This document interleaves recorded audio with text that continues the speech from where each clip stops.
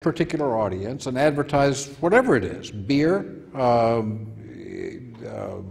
laundry detergent, whatever it is.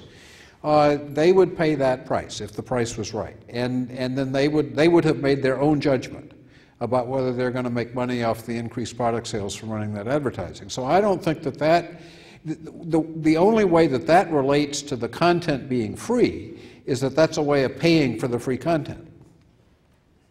Which is kind of the advertising business anyway. But Wall Street Journal talked this week about, in Facebook, there's so much pushback from invasion of that kind of entity, advertisers or sponsors.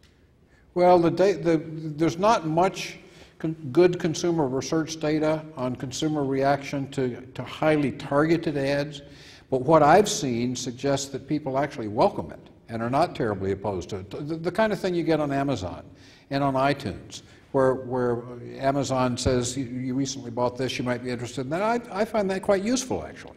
And the data, I think, suggests that consumers generally find that useful. And so if we move into a world, and the enterprises already exist to manage those web-based, highly targeted ads, as we move into a world where that becomes more common, I think that creates a commercial opportunity.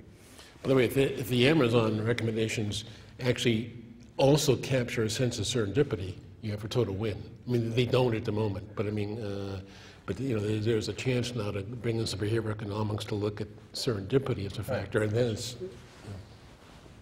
Yeah, I think it's really about this very personal form of advertising and the context. It's interesting to me if you look at the evolution of how the graffiti evolved from huge pieces on the side of train cars that lots of people didn't like very much, and so the mayors in New York